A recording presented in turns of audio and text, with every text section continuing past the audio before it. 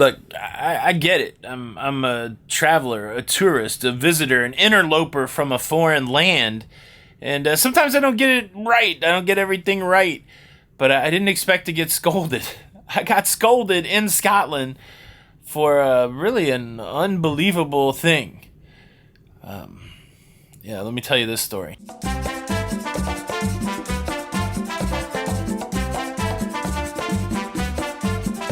So let me set the stage for you. Day 10 of my British Isles cruise on the Regal Princess. The scheduled stop, South Queensferry.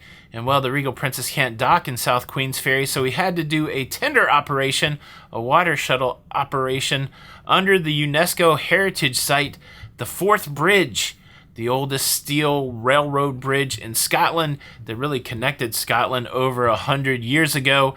And this is a fantastic tender ride. Like I said, it was fairly normal except for the amazing sights, and we made our way to the shore. Now, before I tell you what happens next, I do need to take a moment to thank the sponsor of today's episode, Babbel. Babbel is one of the top language learning apps in the world, and it teaches you a brand new language in about 3 weeks using practical conversation about business, about travel, about relationships. Babbel was developed by real language teachers. It has a 20-day money-back guarantee.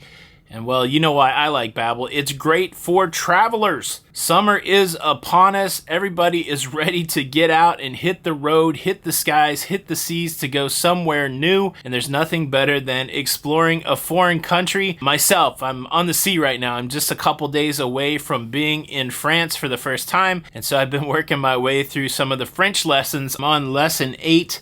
And lesson 8's interesting. It's conversational. It talks about how to say us and them and give your name, that kind of thing. So I'm choosing the correct translation now for ils, elles sont.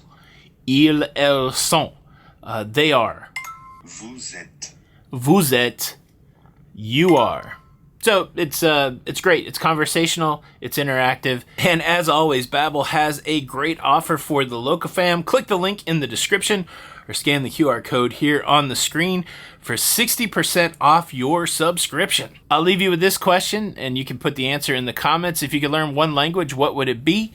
And a big thank you to Babbel for sponsoring today's episode. So once we made land there in South Queensferry, we boarded a coach and we headed into the countryside to the site of the Battle of Bannockburn. This is the battle where the outnumbered Scottish King Robert Bruce defeated the English King Edward and gained control of Stirling Castle and really gained an opportunity to push Scottish independence forward. This was a ship excursion. It was branded as a Braveheart excursion. The timeline for Braveheart, pretty close. William Wallace is, of course, the main figure in the Braveheart experience. He had passed away by the time that Robert Bruce became King of Scotland, but it was only a few years after the Battle of Stirling Bridge, which was won by William Wallace, where the Battle of Bannockburn took place. This is a great site. If you ever get a chance to go out there, they have a museum and they have a curated tour. The tour was hosted by Colum that works there at the museum, and he took us into this battle room where he described how the battle went down. It was fascinating. It was very enriching.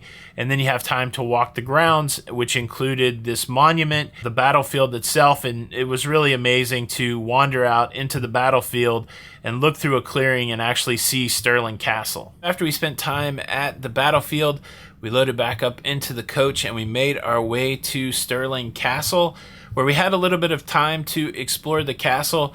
This is a great castle to explore. I've been to the castle over there in Edinburgh. This castle, they've restored part of it, and so they try to really give you a sense of what life was like during castle times. Again, Stirling Castle, a very important castle in the story of Scottish independence, and saw some cool stuff here, including an a cappella group singing in a wonderfully, well, I'll just let you hear it.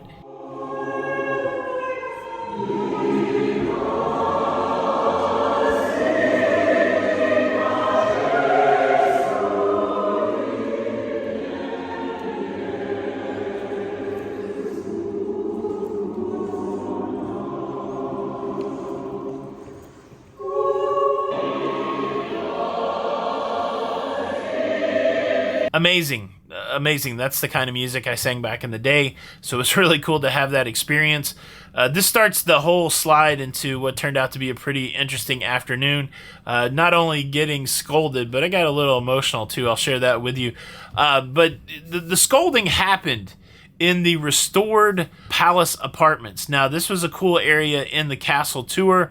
They restored a bunch of these rooms, and then they put period costume people in the rooms to talk to you. And I felt like everything was going well until I entered into this room. This is one of the sitting rooms for the Queen with her attendant there, and I focused in on the seal, the coat of arms behind the throne. And I couldn't tell what the second animal was. Clearly on the left, it's a unicorn. And on the right, it was some sort of bird figure. And in my mind, I went, well, unicorn, mythical creature, maybe it's a griffin on the right. And so I asked the question, hey, is that a griffin on the right? And she said, no, it's an eagle. Why would it, be a griffin? And I'm like, well, you've got one mythical creature in the unicorn. Why wouldn't you have another mythical creature, in the griffin?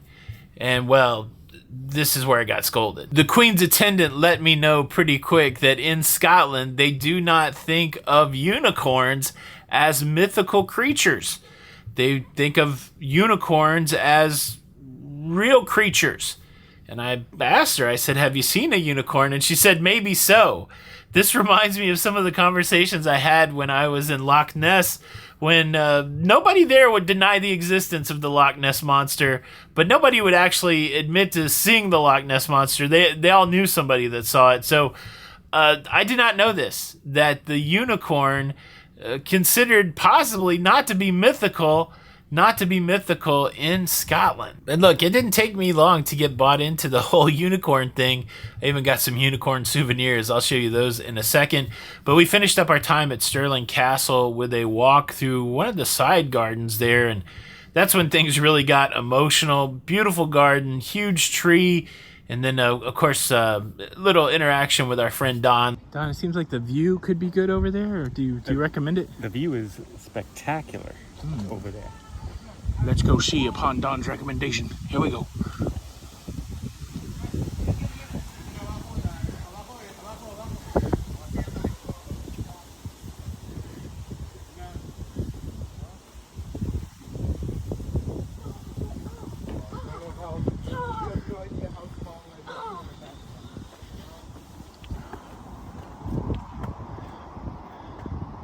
Wow.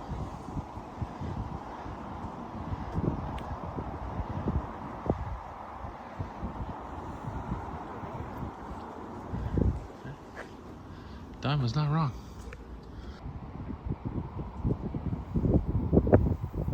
It's truly weird how you feel connected to a place. Last year we did the DNA. I found out that I'm maybe 60% Scottish. The rest is English. So this essentially is my homeland. It was really cool. I met a historian inside the castle that talked about Scottish immigration to the U.S.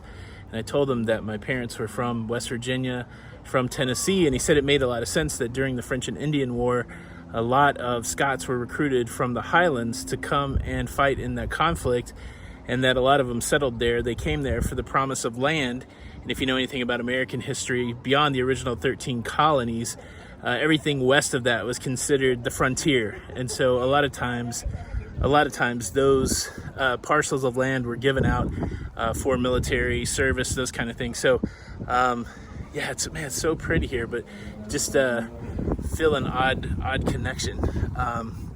That's beautiful. I held out as long as I can, but I got my large ice cream, and I got my teddy bear and unicorn. I'm all set. Looks pretty good. It does look pretty good. Came right from the ice cream man. Robert Bruce would be proud. Robert the Bruce. For Scotland. For ice cream. For freedom. And well, Don wasn't the only one with snacks. At the battlefield site, I did pick up the fudge. I guess they're calling it fudge, clotted cream fudge, but it really turned out to be more like a caramel. Do you say caramel? Caramel. These didn't make it back to the ship. We boarded back onto the coach and we started to make our way back to South Queensferry. but there was a little bus drama. So we're leaving Stirling Castle. There was a strange noise. And now there's a mechanical issue with the bus. Let's see what happens.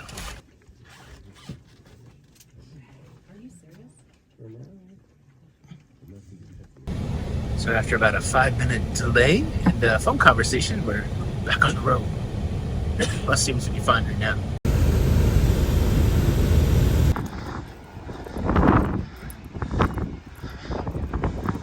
As promised, here is my souvenir haul from South Queensferry from the Braveheart excursion.